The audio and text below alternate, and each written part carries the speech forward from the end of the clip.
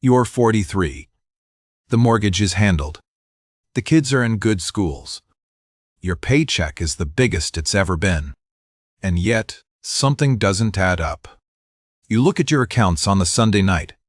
The numbers are bigger than they were at 30. But they don't feel bigger. They feel thinner. Like the gap between you and security keeps widening anyway. That feeling has a name, and almost no one in your life will say it out loud.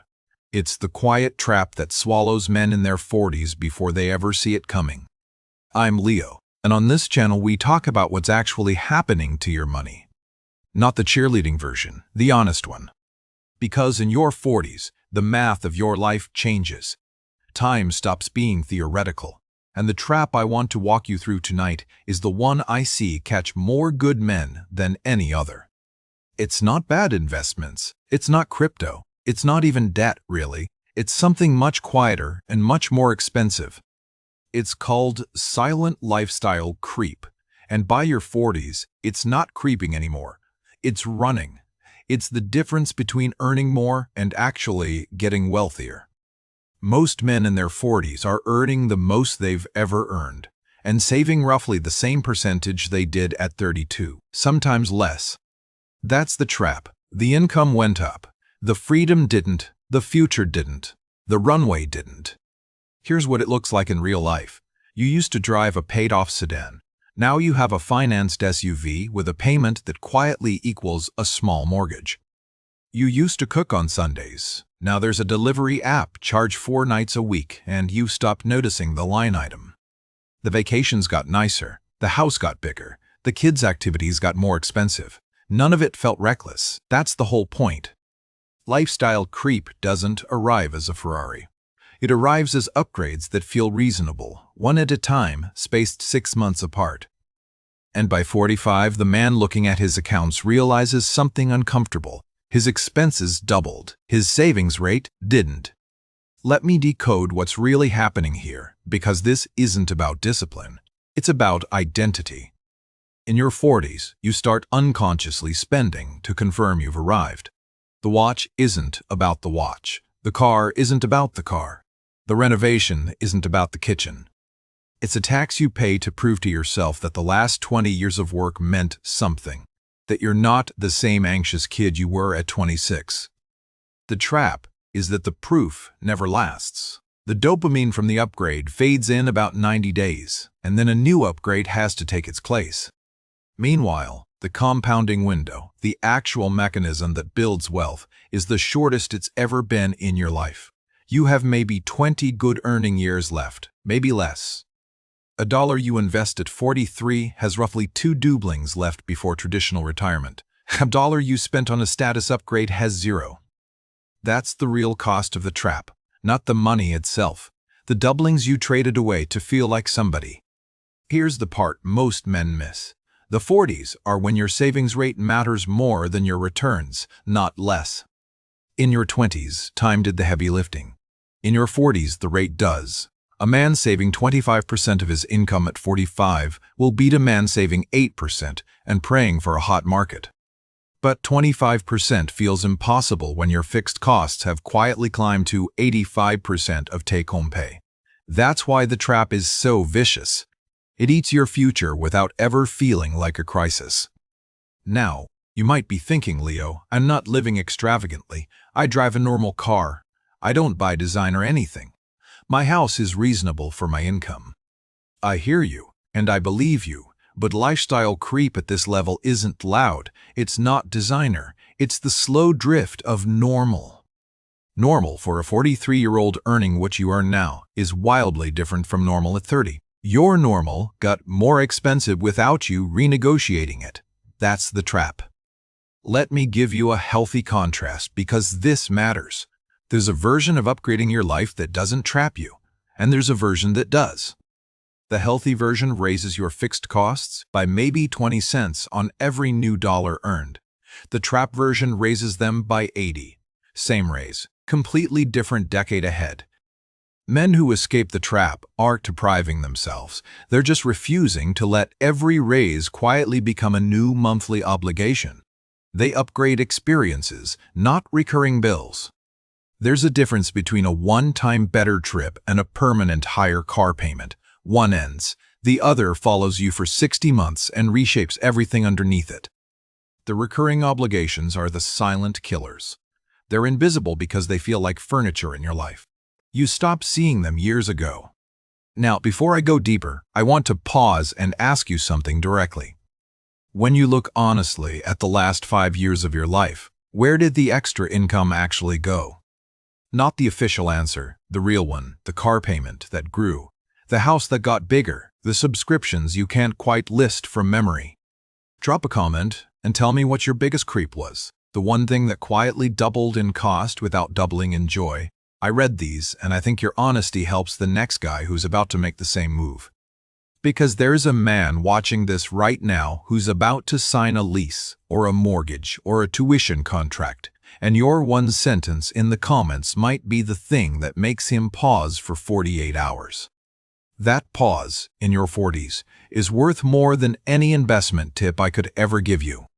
Okay, let's go deeper because there's a layer underneath the trap that almost nobody talks about.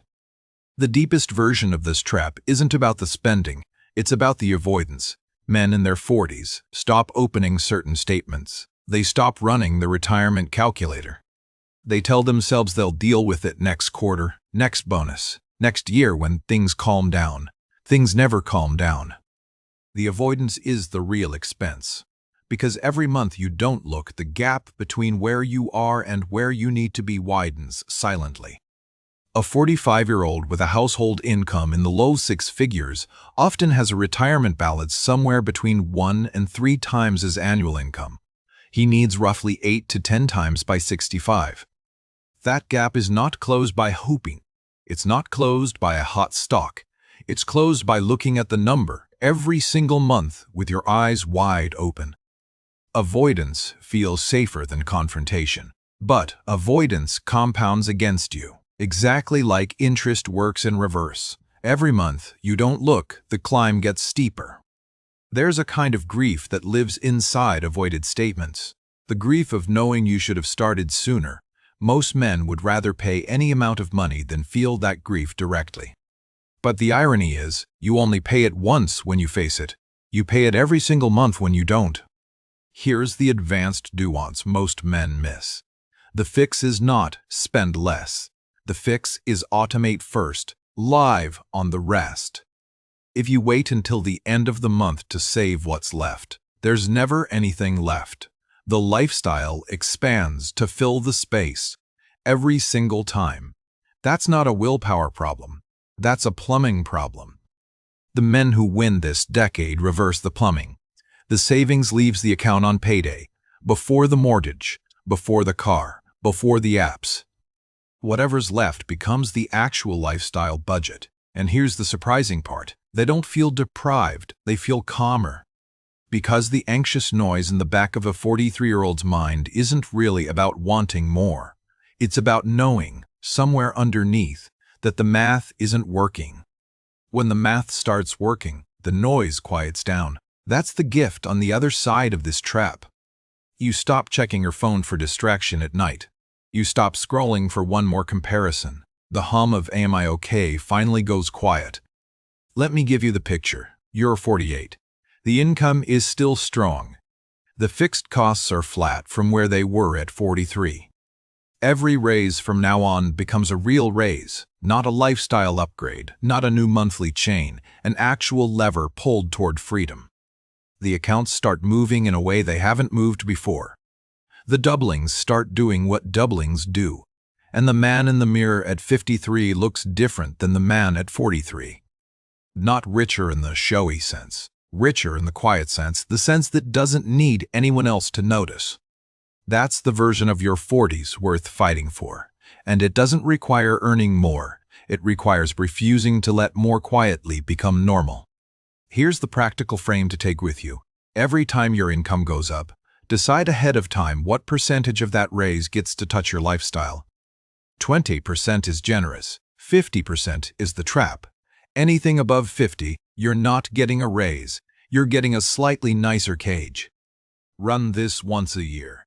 On your birthday, or on January 1st, or on the day your bonus hits. Sit with the number. Decide the split, then automate it before you can negotiate with yourself. That single ritual, repeated for the next 15 years, is worth more than almost any other financial move you'll make in this decade. It works because it removes the moment of decision from your weakest version of you. The version at the dealership, the version on vacation, the version after a hard week. You're not relying on discipline anymore. You're relying on a decision you already made when you were thinking clearly. That's how grown men handle money. And one more thing, stop measuring your progress against the man next door. You don't know his balance sheet. You don't know his anxiety at 2 in the morning. The only scoreboard that matters is the one between you and the version of yourself that retires with dignity, choice, and time. Everything else is noise dressed up as comparison. You're not behind. You're not failing. You're 40-something, and you're finally seeing the trap clearly. That's the whole game. Seeing it is 90% of escaping it.